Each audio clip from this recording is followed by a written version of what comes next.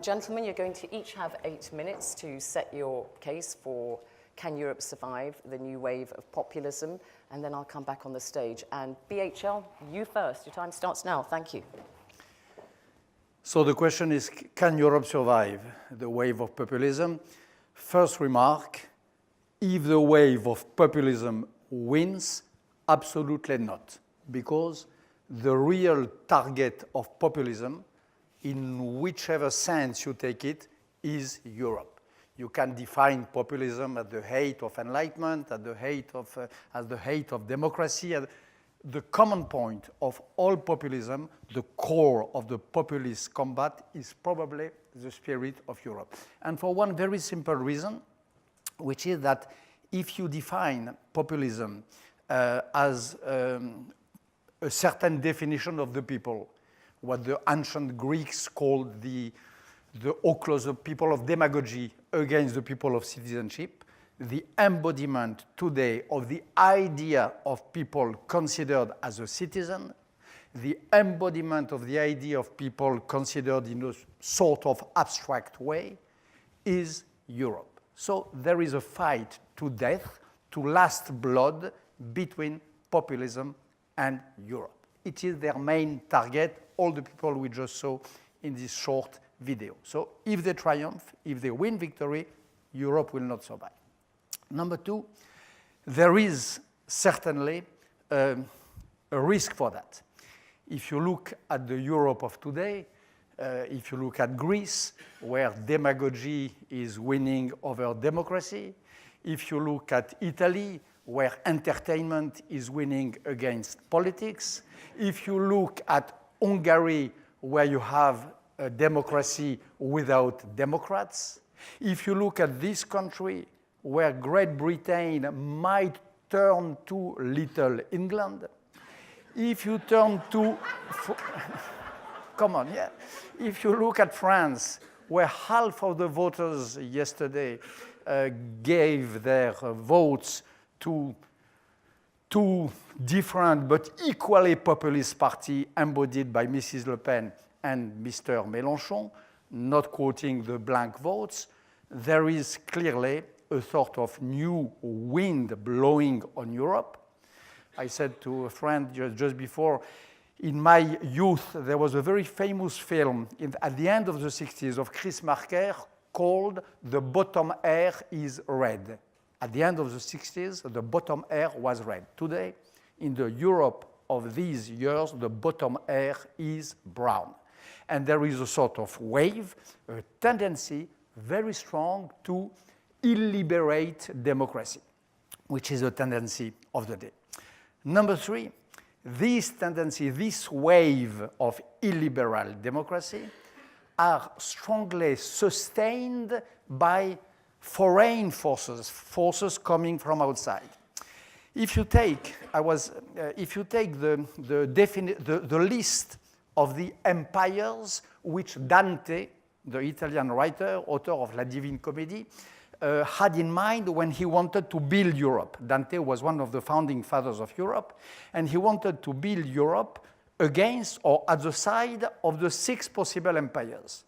The 6 possible empires against which Europe had to be built, according to Dante, were the Persian Empire, the Turkish Empire, the Arab Empire, China, Russia, and America. If you take these 6 powers today, they are on the trend of illiberal democracy, and they are working at the defeat of Europe in different ways. But each one in his way. The awakening of the Ottoman spirit in Turkey is clearly anti-Europe. China is not very much pro-Europe. And of course, Putin and Trump form a sort of strange and ill-willing couple, having as one of their aim the weakening of Europe. We saw that in the last days, in the last hours, few minutes before the presidential campaign in France stopped, we had a huge hijacking, a huge kidnapping, a huge robbery of the accounts of the candidate Macron, as we had in America against John Podesta and Hillary Clinton and the Democratic Party. And the first investigations about this huge and colossal hacking bring, if you follow the thread, it goes to American Donald Trumpist, not whistleblowers, but extreme rightist activists, and to organization linked to the Russian secret services. So there is, for sure, today, at least these two, not quoting Daesh, not quoting Ottoman Empire reviving, not quoting all of that, between Trump and Putin, there is a sort of attempt to weaken, to strangle, to defeat Europe, and to help the populist movement. This is the third remark. Fourth remark, yesterday night, something happened in France, as you know. Something happened, which is the defeat of these guys. Defeat of Jean-Luc Mélenchon, defeat of Marine Le Pen. 2 weeks ago, there was the risk and even the perspective of seeing a second round of the election between them two. They too are equally defeated since last night. One can say that Emmanuel Macron had some chance, which is sure, but according to all the good authors of political science, according to Machiavelli, politics is maybe nothing else than mastering chance, than riding properly on the saddle of chance, which Mr. Macron apparently did. And for the first time in France and in Europe yesterday night, I don't know how long it will last, there is a sort of stop. There is a sort of, not a full stop, but a comma at least to this populist wave. The populist wave was stopped yesterday. And you had to see, I don't know if you saw except of them, the videos of Marine Le Pen and of Jean-Luc Mélenchon reduced at the state of their own marionettes yesterday.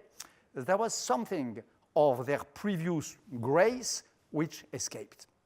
Now, will that last or not? France has a long history of relationship with populism.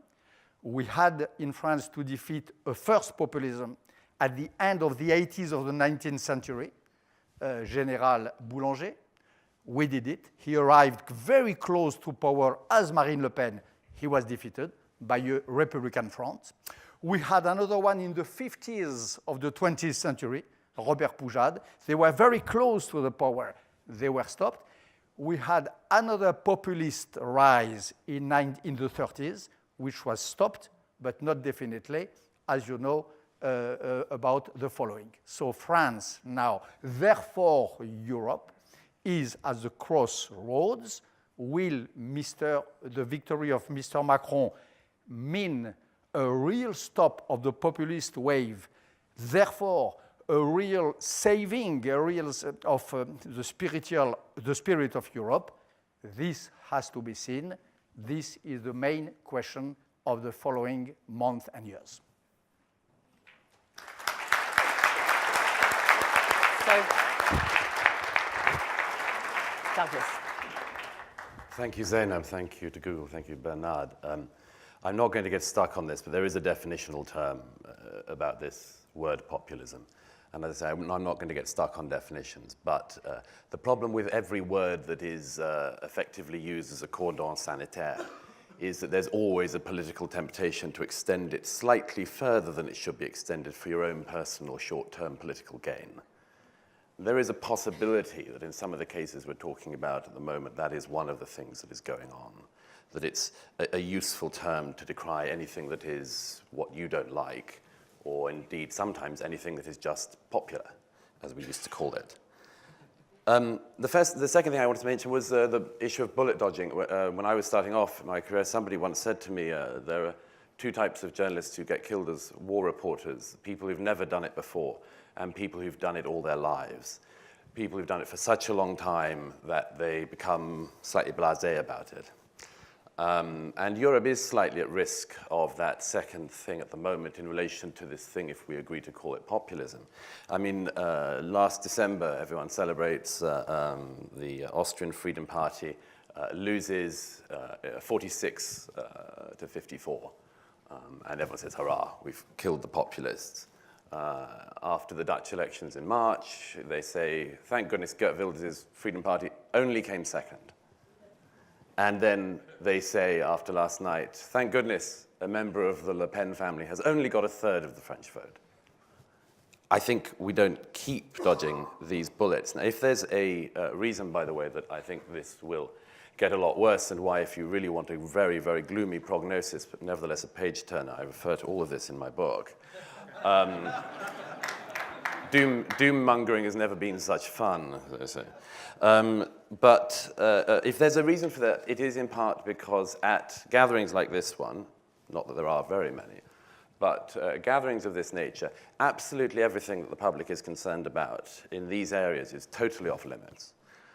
Everything that you would say publicly, everything that can be discussed publicly here pretty much is off limits the general, from comparison to what the general public think. And let me just give you a couple of very quick examples of that. I was so glad that Zainab and Tony Blair earlier got on to some of this. But just consider the following. These are 3 polls from 2013 in Europe. A poll in 2013 in Germany found that 7% of the German public said they associate Islam at all with tolerance or respect for human rights.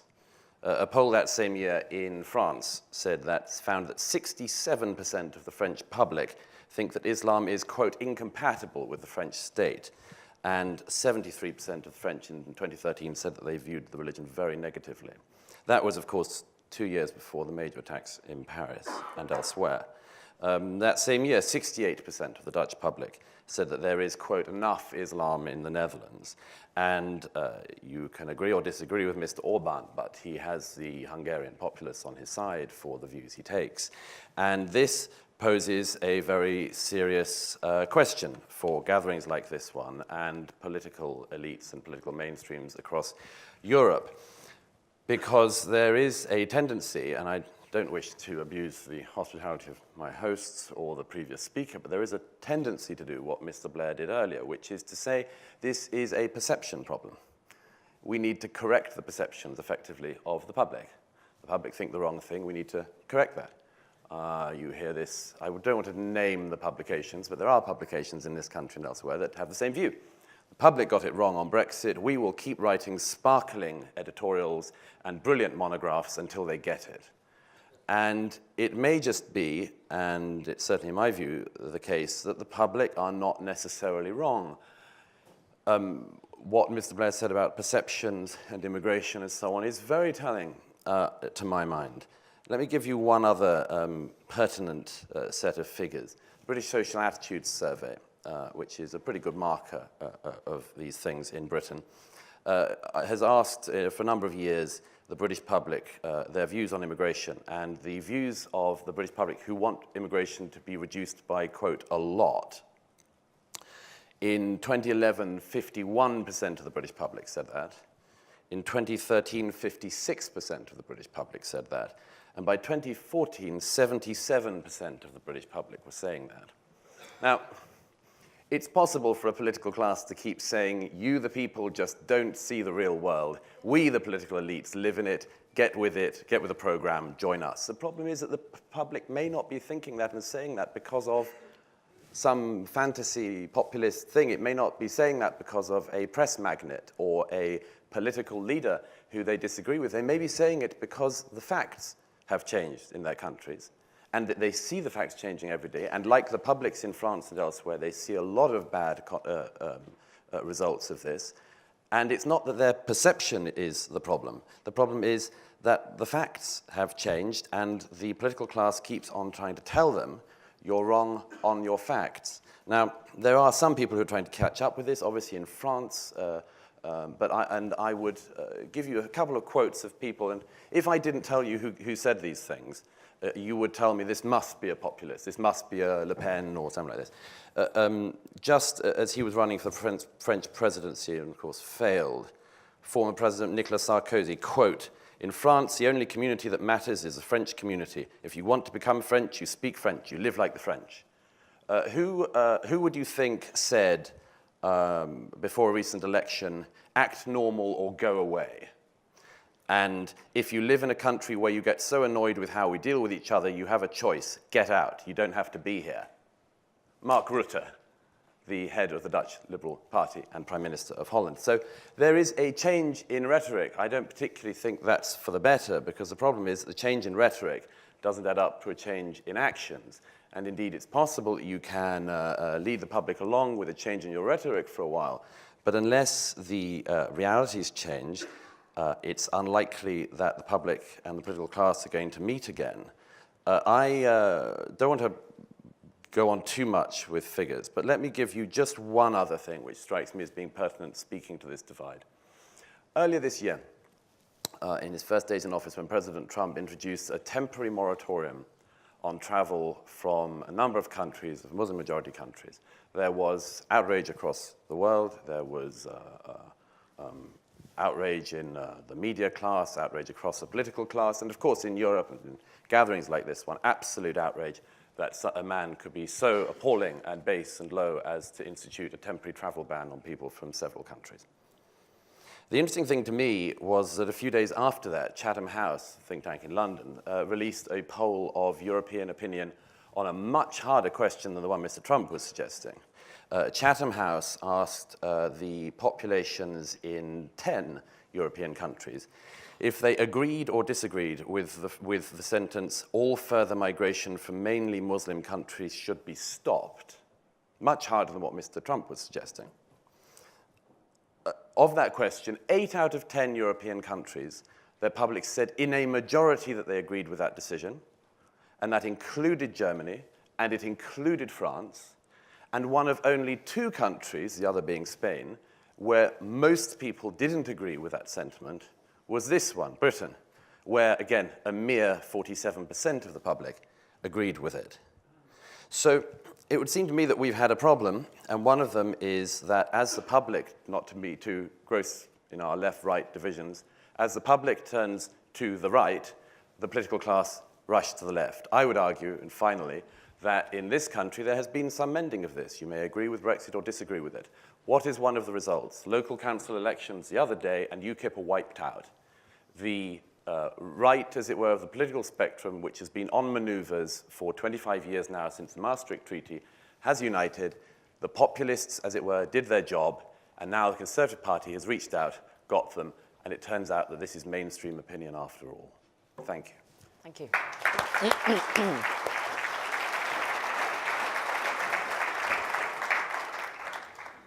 You have 2 minutes, right, to reply. 2 minutes to reply to yes. all these questions. Yes. Okay.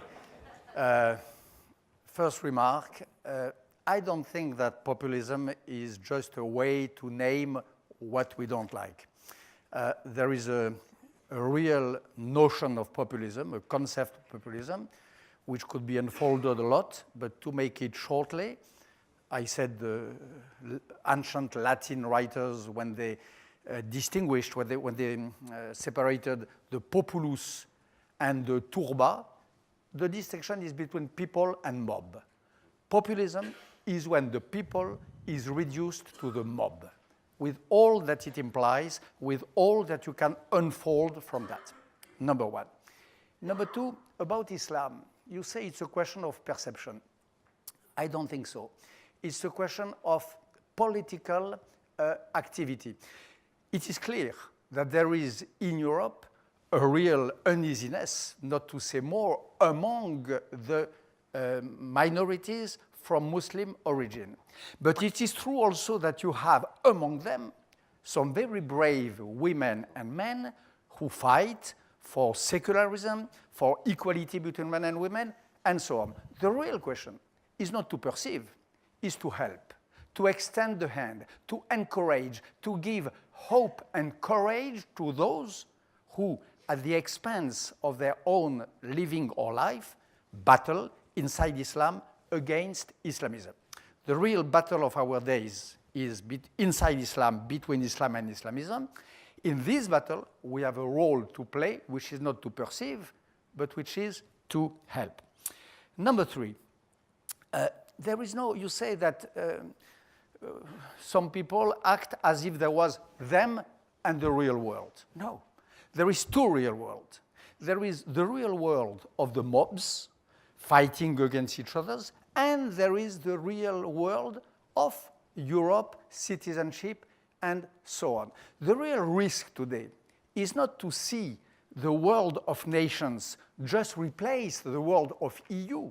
The real risk is to see our peoples going back not only to wars at the First and the Second World War, but war in general. La guerre de tous contre tous, wars about borders, wars between communities, and so on. There is two worlds, two conceptions of people, of Europe, of us, fighting today. And my last remark, when Sarkozy said that to be French is to embrace, okay, but the real problem of populism is to say that when you are born abroad, you have no possibility, no right, no chance to embrace French language, French culture, and French identity. This is a real dividing line. Okay, thank you. I let you go on a little bit longer because you did have a little bit more than your 8 minutes. But please, for your right of reply, do stick within the 2 minutes. Thank you. I'll try to go under, make up. Just quickly, yes, there does remain a definitional problem with this. And as I say, the tendency to use it as a pejorative term of anything one doesn't like politically does stand, I think. If you were to read out some of the things Hillary Clinton said on the campaign trail, for instance, when she boasts about being the only candidate being attacked by Wall Street, if you didn't know it was Hillary Clinton saying that, this would fit a lot of the definitions we might come up with Wall Street, them and us, banker class against us, common people, and so on. So, as I say, I don't deny that such a thing can exist. I simply think that it has been extended further than it should have been extended, and that extension takes in, unfortunately, for many people, the majority of the publics of Europe. The second point, if I may, is just very quickly about this point. It's a very important point you made about reformers and so on. Of course, before Europe had the wars of nation-states, we had the wars of religion.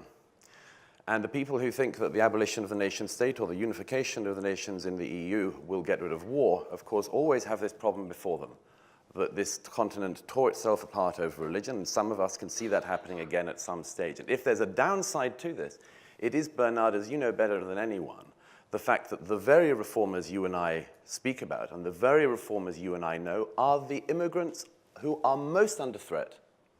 It is the reformers who go around in bulletproof jackets. It is my reformist friends who live in fear for their lives in London. It is not the Brotherhood people or the people who are wanting to do dawah. It is the reformers every single time. And when people say from non-Muslim communities, why don't more people stand up? That's the reason, because the assassin's veto is amazingly strong, and we ignore it at our peril. Thank you. Thank you very much indeed, Douglas. And BHR, Bernard Henri. I mean, I think for the purpose, I know we don't want to go into definitions, but it is worth noting that when we talk about populism, it's also on the left. Podemos in Spain, Syriza in Greece, and the Five Star Movement in Italy, who've also mounted quite an assault on the mainstream parties. So both on the right and the left. But as you say, the voice of the people, some people think is the way of ruin. I'm going to go to the floor in a minute, but just to ask you first, Douglas, really, you've boiled the arguments down to anti-immigration, really, and almost anti-Muslim immigration is the essence of your argument. You think if there were no more Muslim immigrants coming into the United Kingdom, for instance, or other EU countries, that would be the panacea to everybody's worries? No, I don't. And it's not a policy, by the way, I agree with. What I do think is happening consistently is that the publics in Europe are saying, slow it down. Just slow it down. It takes such a long time for a society to feel the effects of immigration of the scale we have had recently in Europe. It takes a very long time. We're still talking in Britain about the Huguenots. And the Huguenots were French Protestants. If anyone honestly thinks that it's going to be easier for the Eritrean community to go to Norway than it is for a French Protestant to move to Britain in the 18th century, then we're really kidding ourselves. Well, having said that, the Eritrean does have the badge of colour. The French, the Huguenots, always had the possibility of assimilation, because once they've been there for a long time and speak the language and so on, nobody can differentiate. But when you are of a different colour, you never have that real possibility of complete assimilation. You will always stand out. So there is a difference. But just very, very quickly again on this, you know, people often, and I like to decouple them, talk about Muslim immigration and also talk about the terror threat. But we've seen in both the United Kingdom and France that the terror threat from within has come from British-born and bred Muslims. People who, have a Yorkshire accent, as we saw in the London transport attacks in 7/7. So how does that fit into your arguments? How does stopping new people coming in from Muslim-majority countries make people feel any safer here? Yes, this is one of the fascinating things. Of course, after the attack, the murder of the policeman in Paris the other day, everyone waited. Marine Le Pen, of course, went off early and talked about immigration. Of course, yet again, it turns out to be a homegrown French-born citizen. So these things are not separate, of course. Again, it goes back to this thing, if there's an overwhelming feeling, it is the European public saying, slow it down. It's clearly not going brilliantly at the moment, so why would you speed the process up? And that seems to me not to be an illegitimate point.